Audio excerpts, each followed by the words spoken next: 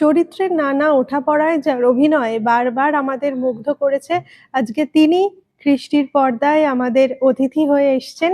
আজকে যার সাথে কথা বলবো তিনি সত্যম ভট্টাচারিয়া। নমস্কার, আমি সায়নী বন্দ্যোপাধ্যায়। কৃষ্টির পর্দায় আপনাদের সকলকে স্বাগত।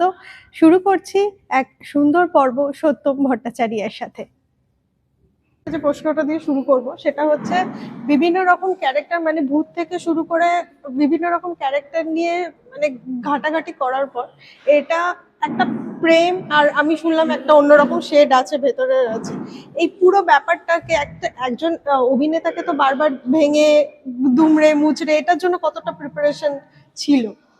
এটার জন্য প্রিপারেশন ছিল বলতে, দেখো মানে প্রথমত এটা একটা মডার্ন ক্যারেক্টার, এটা কোনো পিরিয়ড ক্যারেক্টার না, এবং ক্যারেক্টারটা মানে অনেকটা আমার মতো, ঠিক আছে, মানে আমি যেরকম মানুষ অনেকটা সেরকম। হ্যাঁ, এবার কিছু চারিত্রিক বৈশিষ্ট্য তো আছে যেগুলো আলাদা হয়, সেগুলো ডিরেক্টর যেভাবে ভেবেছে সেরকম ভাবে করতে হয়। আমি বেসিক্যালি ডিরেক্টরের অভিনেতা। আমি নিজের প্রিপারেশন যেটুকু আমার স্ক্রিপ্ট থেকে একটা চরিত্রের ব্যাপারে বুঝি সেটুকু নিজেরটুকু করে যাই, বাকিটা আমি ফ্লোরে গিয়ে পুরোটা ডিরেক্টরের হাতে দিয়ে দিয়েছি। তা তুমি কি বলছো বলো, আমি সেইভাবেই করব এবং সেইভাবেই এটা করা। এবং প্রিপারেশন বলতে বিশেষ কিছু প্রিপারেশন লাগেনি, জাস্ট দ্যাট আমি এই ছবিটার আগে অনেকটা দিন ছুটি নিয়েছিলাম। আমার প্রায় 3 মাস ছুটি ছিল, কারণ তখন আমার সদ্য বিয়ে হয়েছিল। তো বিয়ের হওয়ার পর এটা আমার প্রথম ছবি, মানে শুটিং করা 2024 সালে।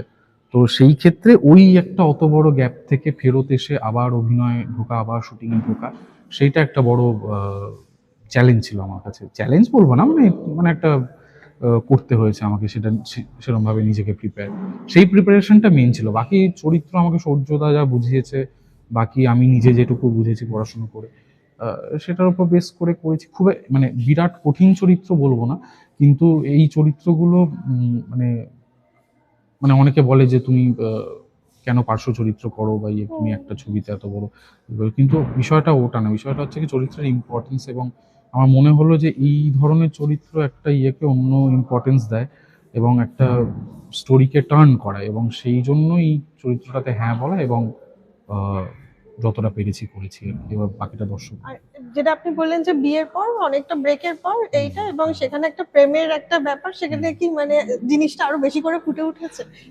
না না, সেটা তো আমরা অভিনেতা, আমাদের অভিনেতার কাজ অভিনয় করা কাজ। এবং তবে শ্রীমার সাথে একটা ভালোই হয়েছে যে শ্রীমা নিজে খুব এক্সট্রোভার্ট একজন মানুষ, আমিও খুব এক্সট্রোভার্ট একজন মানুষ। তো কথা বলতে আইস ব্রেক করতে খুব একটা অসুবিধা হয়নি। এবং প্রেমের দৃশ্য মানে যে একেবারে মানে বিরাট কিছু আছে এমন তো নয়, খুব মিষ্টি একটা প্রেমের ব্যাপার আছে। তো যেটা মানে সদ্য 20 ফোটার মতন, তো সেইটা করতে খুব একটা অসুবিধা হয়নি। এবং মনে হচ্ছে আমরা দুজন মিলে যেটা দাঁড় করিয়েছি সেটা বিলিভেবল। সবচেয়ে যেটা ইম্পর্টেন্ট একজন অভিনেতা হিসেবে একটা জিনিসকে বিলিভেবল করে তোলা, আমার মনে হচ্ছে আমরা যেটা তৈরি করেছি সেটা বিলিভেবল। এবং এটার সাথে গল্পটা কিভাবে জুড়ে যায় সেটা তো দেখছি, সেটা একটা ব্যাপার। আর আরেকটা প্রশ্ন যেটা করবো সেটা হচ্ছে স্বস্তিকা মুখার্জি, যেটা একদম মানে সকলেরই একটা থাকে যে আমার বিশেষ করে আমি মেয়ে হয়ে ওনার প্রতি আমার একটা দুর্বলতা আছে। ওনার সাথে অভিনয়ের কিরকম অভিজ্ঞতা সেটা একটু শুনতে চাই। দারুণ দারুণ, মানে স্বস্তিকাদির থেকে এত কিছু শেখার আছে, শুধুমাত্র অভিনয় নয়। আমি আরো একটা জিনিস বলি, সেটা হচ্ছে যে একজন মানুষ নিজে অভিনয় করছে এবং অন্যান্য চরিত্রদের ইম্পর্টেন্স এবং তাদের সিনগুলো হয়েছে কিনা, তাদের সিনগুলো কেমন হয়েছে, সেটা আমাকেও জিজ্ঞেস করেছে যে তোর ওই সিনটা হয়েছে, ওই সিনটা কিন্তু খুব ইম্পর্টেন্ট গল্পটার জন্য। তো এই ধরনের ইনভলভমেন্ট কোনো অভিনেতা বা অভিনেত্রী থাকলে সেটা একটা কি বলবো, সেটা একটা অন্য আর্জ দেয় কাজ করার। এবং সেইটা স্বস্তিকার দিক থেকে আমার এটা সেকেন্ড কাজ স্বস্তিকাদির সাথে। তো এটা আমি দুটো ছবিতেই পেয়েছি এবং আমার খুব ভালো লাগে। মানে একইভাবে এটা শিক্ষণীয় এবং প্রচন্ডভাবে আনন্দদায়ক মানে অভিনেতা হিসেবে। একদম।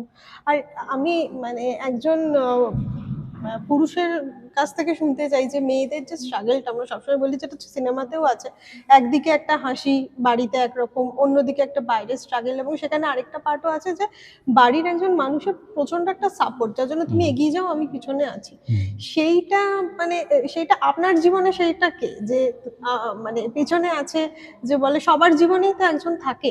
আমার জীবনে আমার সবাই, মানে আমি অভিনয় পেশাটা তো এমন নয় যে সবসময় মানে যদি না মানে তার মানে বাবা বা মা বা পরিবারের কেউই মানে সেই জায়গায় পৌঁছানো একজন অভিনেতা।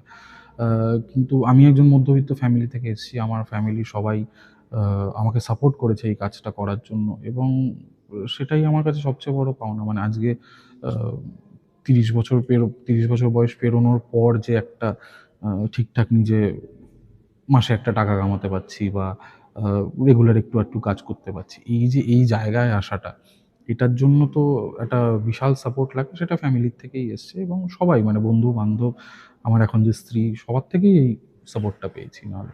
এবং আ মহিলাদের ক্ষেত্রে একটু ডিফিকাল্ট হয় এই জিনিসটা। আমি জানি না মানে সেটা এখনো হয় কি করে সেটা ভগবান জানে।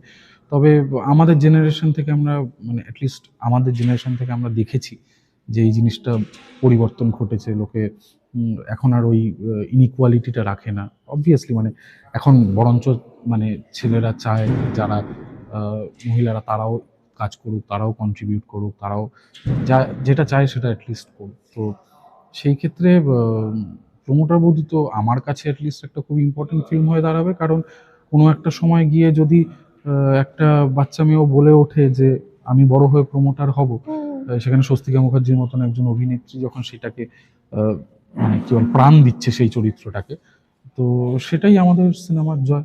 এবং যদি বড় বয়সেও মানে শুধু বাচ্চা মেয়েদের কথা মানে কোনো বয়সের কোনো মহিলাই যদি আজকে মনে করে যে আমার এটা করার সারা জীবনের ইচ্ছে ছিল, এটা আমার স্বপ্ন, আমি এটা করব। হুম, হুম। তাহলে এই ছবিটা কোথাও গিয়ে একটা জয়। আর কিছুই না। আর আরেকটা যেটা প্রশ্ন করতে চাই সেটা হচ্ছে যে ভিলেন চরিত্রটা সবসময় খুব একটা চ্যালেঞ্জিং হুম, থাকে। হুম, মানে আমাদের যেমনি ছোট বয়সে আমাদের শোলেতে একটা ছিল হুম, যে ভিলেন মানেই সেটা। হুম, কোথাও না কোথাও যারা যখন ওই ভিলেন চরিত্রটা পায়, কোনো একটা ক্যারেক্টারকে ভেবে ইন্সপিরেশন একটা থাকে। হুম। আপনার ক্ষেত্রে মানে এ ভিলেন করার ভিলেন সময়? ভিলেন করার সময় না, অ্যাকচুয়ালি না। আমি কোনো মানে আমি না অন্য অভিনেতাদের নকল করতে পারি। কিন্তু আমি কারোর থেকে কোনো ইন্সপিরেশন নিতে পারি না। কারণ আচ্ছা।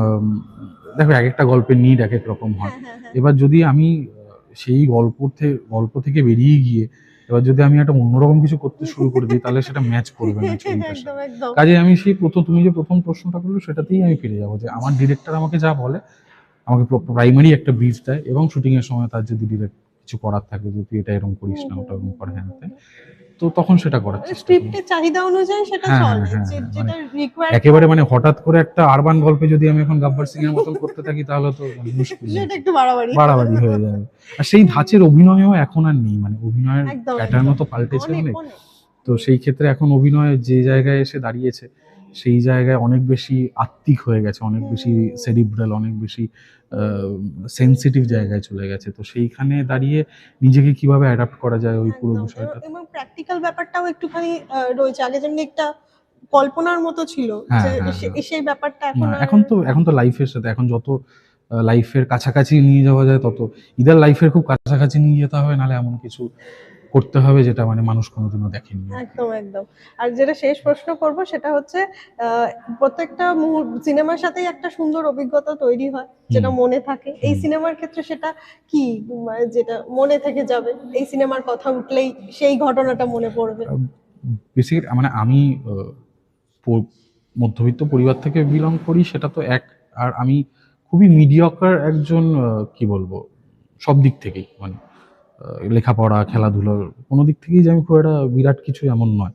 সেই ক্ষেত্রে মানে আমাকে নিয়ে সেলিব্রেট কোনোদিনও করা হয়নি। এই সিনেমাটাতে একটা সিকোয়েন্স আছে যেখানে বৌদি ব্রিগেড এতবার করে উঠে হুম, আসছে হুম, যেটা হুম। যার কথা। সেখানে আমাকে নিয়ে একটা সেলিব্রেশন হয় এবং সেখানে আমাকে প্রায় ১০-১২ জনের কাঁধে চড়ে সেটা একটা লম্বা শট হয় আরকি মানে আচ্ছা। এবং সেটা প্রায় ৬ থেকে ৭ বার হয়। তো সেটা আমি জানি শুনতে খুব একটা ফ্যাসিনেটিং নয় কিন্তু ওটা যদি কোনোদিনও বিটিএস থাকে বা কিছু থাকে, ওটা যদি বেরোয় তাহলে সবাই দেখতে পাবে। মানে আমার খুব ভয় করছিল কারণ কোনোদিনও কারোর কাঁধের ওপর চড়ে আমাকে মানে নাচাতে নিয়ে যায়নি। তো এই ছবিতে নিয়ে গেছে। ছবির মানে সিনেমার কারণে অনেক কিছুই হয়ে যায় যেগুলো জীবনে করা যায় না। তো এটা সেটা একটা ১ম অভিজ্ঞতা হলো হ্যাঁ, এরকম। কারোর কাঁধে চড়ে যাওয়া হুম, আরকি হুম, হুম, একটা হুম, হুম। বড় পথ আরকি। সেইটা মনে সেটা থাকবে যে মনে থাকবে। এইটা হ্যাঁ, একটা হ্যাঁ। হলো। তো কাঁধে চড়ে নাচিয়েছে আমাকে। কাঁধে ধরে নাচিয়েছে। একদম। আর এটা তো ভালোবাসার মাস, তারপরে বসন্ত হুম। আসছে। কি প্ল্যান রয়েছে, দোলের কি প্ল্যান? দোলের প্ল্যান, দোলের আশপাশে শুটিং আছে। আচ্ছা। তো দোল ঠিকভাবে তো খেলা যাবে না, কারণ রং মেখে শুটিং এ গেলে ডিরেক্টর মারবে। তো এমনি দেখা থাকবো বন্ধু বান্ধবদের সাথে, ফ্যামিলির সাথে দেখা করব, ওই বাড়িতে মা বাবার পায়ে আবির দিই, সেটা দিয়ে তারপর যেরকম বেরিয়ে যাই বন্ধু বান্ধবদের সাথে বেরোবো। আবার পরের দিনই ঠিক শুটিং আছে, তো সেটা একটু ভেবে চিন্তে ভেবে চিন্তে করতে হবে, মাথায় রেখে মাথায় সেটা রেখে করতে করতে হবে। হবে। তবে ভালো লাগছে এখন, ওয়েদারটা ভালো, এবং গরমটা না আসা অবধি আমার মানে মন মেজাজ ঠিক থাকে। একদমই তাই, সেটা মনে হয় আমাদের সকলেরই, গরমটা হ্যাঁ, এলেই আমরা আমার একটু বেশি, আমি একটু বেশি ঘামি, শুটিং এর লোকজনের খুব প্রবলেম হয়ে যায় সেটা। ভীষণ স্বাভাবিক, এটা খুবই স্বাভাবিক। এত একটা শর্ত একবারে হয় না, হ্যাঁ, বারবার হতে হতে করে এই জিনিসগুলো হয়। আমি এক্ষুনি বাইরে দাঁড়িয়ে, মানে এখানে এত কেওয়াস হচ্ছিল বলে আমি বাইরেটা, তো ওখানে যখন ইন্টারভিউ গুলো দিচ্ছিলাম তখন পুরো ঘামিয়ে গেছিলাম আর কি। তো এটা এটা তো হুম। যাকে আমাদের সিনেমা কবে আসছে এবং সকলকে আরেকবার করে একটুখানি বলে দিন, যাতে প্রেক্ষাগৃহে গিয়ে সবাই দেখে, এই কথাটা হ্যাঁ, একদম মেনশন absolutely। করো। 27শে ফেব্রুয়ারি আমাদের ছবি প্রমোটার বৌদি রিলিজ করছে আপনাদের নিকটবর্তী প্রেক্ষাগৃহে।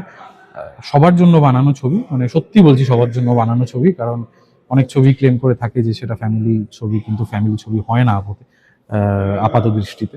কিন্তু এটা ফ্যামিলিকে নিয়ে দেখার মতন একটা ছবি, একটা এম্পাওয়ার করার মতন একটা ছবি, এবং স্বস্তিকা মুখার্জি মেন রোলে আছে, এবং খুব ভালো একটা অনসাম্বল কাজ তৈরি করেছি, খুব প্যাশনেটলি আমরা কাজটা করেছি। আপনারা দেখবেন, দেখে জানাবেন কেমন লাগলো। থ্যাংক ইউ অনেকটা সময় দেওয়ার জন্য। Thank you so much. Thank you.